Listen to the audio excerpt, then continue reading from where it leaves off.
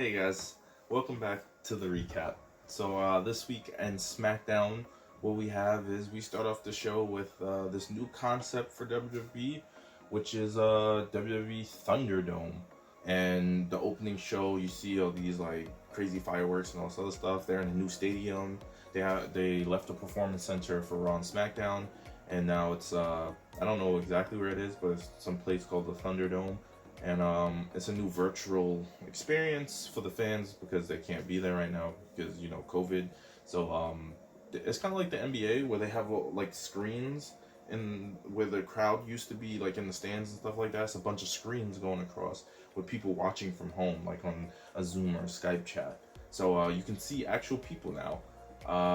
For right now, I can tell you I kind of preferred like the actual like roster being there, filling in for the people not being there. I actually want to see real people be there. I didn't care for the banging on the glass though, that was annoying, but I would rather see just random not random but real people there and real people noises, because for right now the noises sound kind of fake to me. It sounds like they pre-recorded like cheering and booing and stuff, kind of like in a video game. It's a new concept, so I would have to get used to seeing just TV screens of people and the sound. But we start off the night with Vince McMahon talking about the Thunderdome. The Vince McMahon made an appearance, the chairman of the board, Mr. McMahon, and then while he was talking, the lights shut off, and guess who it is? It's the Fiend. The Fiend comes down to the ring, does his entrance, and I love the theme. I love the Fiend's entrance and the theme song and this new concept for Bray Wyatt. I'm a fan of the Fiend, and he gets in the ring. Vince McMahon takes a step back. I don't know why he stayed in the ring in the first place. Like, he watched this dude. This dude had ample time to get out the ring before the Fiend got down to the ring, because it's not like the Fiend runs or anything like that. Like, he menacingly walks, kind of like the Undertaker. His entrance is kind of long.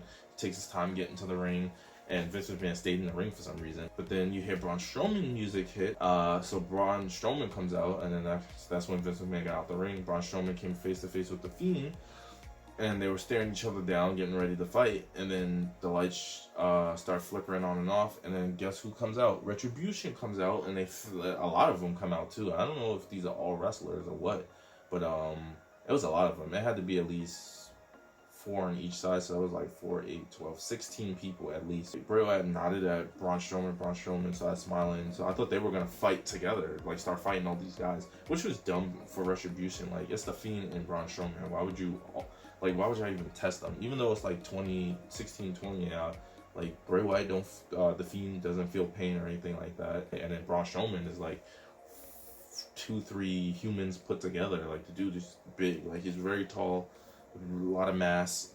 So I don't know what Retribution was thinking, picking those two to like try to jump. But then what happened was, when it looked like the Fiend and Braun Strowman were on the same page, the Fiend went like this to Braun Strowman.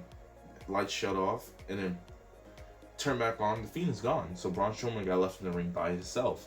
And then that's when Retribution attacked. They started beating up Braun Strowman. He tried to fight back, but he couldn't. It was 20-on-1. They were stomping him out, and then the locker room came out. SmackDown locker room came running out to help him out. They started beating up Retribution. Retribution retreated. This is an interesting start to SmackDown. We'll see how the rest of the show goes. All right, next up, we have Big E versus Sheamus. It was a good match.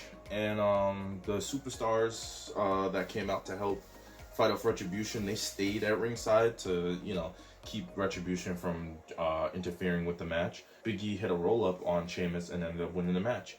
They had a decent match. I'm like, it could have been a little better, but it was still a decent match. It wasn't bad, but it wasn't like spectacular at the same time. All right, next up on SmackDown, we had a match between Lucha House Party, Lince Dorado and Gran Metalik against Cesaro and Nakamura for the tag team titles. They had a mistake in the match. Gran Metalik messed up. Cesaro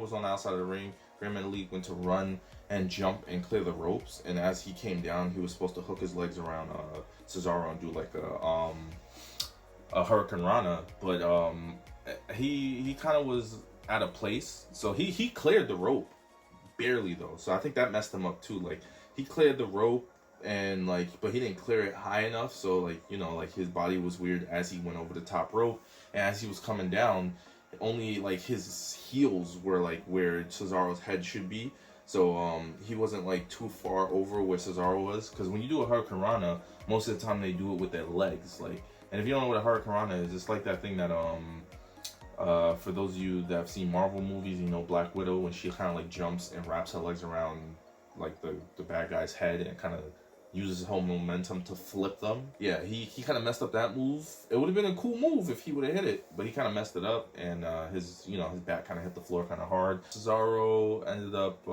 winning the match for his team. He pinned Lince Dorado, and then after the match, Kalisto was upset, and Kalisto got in the ring because Kalisto was a part of Lucha House Party. He was outside the ring kind of cheering on his partners, and he was kind of upset, so he started arguing with Lince Dorado. Then they started shoving each other. Who knows? Maybe that's the end of Lucha House Party. We'll see as the weeks go on if they reconcile or if that's the end of Lucha House Party and they end up turning on each other. Next up, what happened on SmackDown was we had Sonya Deville. Well, Mandy Rose was backstage and she was saying, that she had second thoughts about the match at SummerSlam and she wants to see the good. She wants to try to see the good in Sonya Deville, even though Sonya Deville has been attacking her. Sonya Deville was backstage, and then Dana Brooks, I don't know why Dana Brooke came up to Sonya Deville. I don't even know what their relationship is.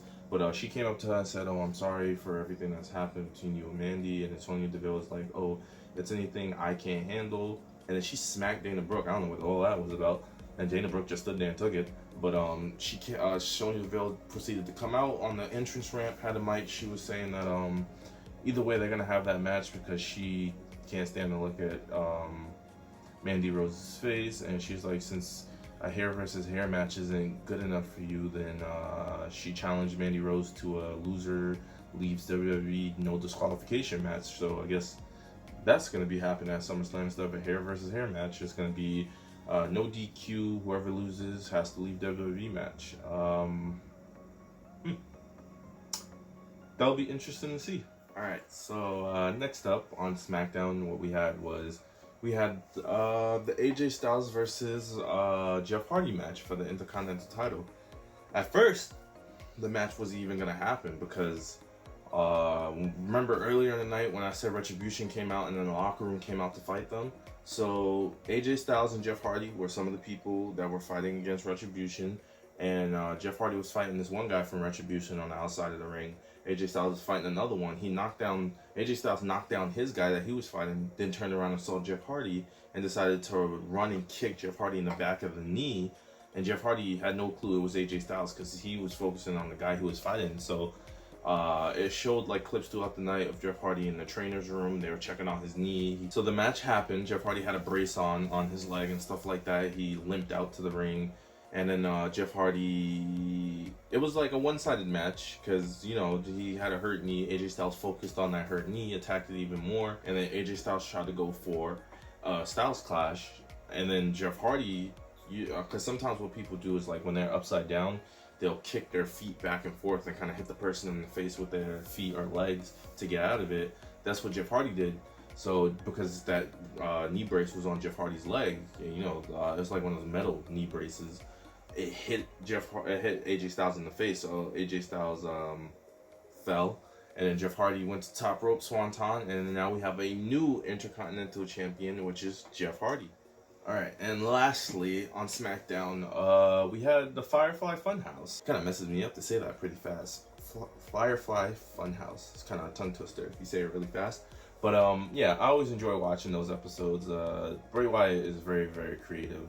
I feel like Bray Wyatt should have been bigger since he was with the Wyatt family. But it's good to see that he's getting the push that he deserves. The Firefly Funhouse, as it was proceeding, Bray Wyatt stopped talking and he just started like smelling the air. He just kept sniffing the air, and he was like, "What took you so long?" Like to the camera. And then Braun Strowman just comes out of nowhere and attacks him. So I guess he could sense that Braun Strowman found out where the Firefly Funhouse was, because nobody ever found out exactly where that is. And then Braun Strowman attacked him and then started dragging him out of the Firefly Funhouse. So it was like, "I'm not finished with you." And then somehow they ended up backstage. Braun Strowman ended up chokeslamming Bray Wyatt off of a loading dock. You know, like like backstage loading docks that are kind of high up where trucks kind of back in. They back the back of the truck in to unload like whatever cargo they have. So, and those things can be pretty high, and it's all cement and metal back there. So Braun Strowman chokeslammed him off of that onto a concrete floor. And then Bray Wyatt wasn't moving at all. They picked him up, put him on the gurney, put him in the back of the ambulance. I was waiting for something to happen too, because like Bray Wyatt is supposed to be supernatural, so I'm pretty sure like it wasn't gonna end like that. But the ambulance started driving off to like the gate to leave outside, but then it stopped and it started backing up slowly, and then like everybody's like, "What are you doing? Go forward! You're going the wrong way!" Blah blah blah. And then like you can see smoke coming out the back of the ambulance, and then you see this bright red light turn on in the back of the ambulance, and then it stops, and then the camera angle pans on like everybody who's backstage just looking in awe of what's going on, and then it turns back to the back of the ambulance. The doors are open. It's the Fiend now. That was the end of SmackDown. It cut off. That's been it for the recap for this week. I'll see you guys next time, and as always, peace out.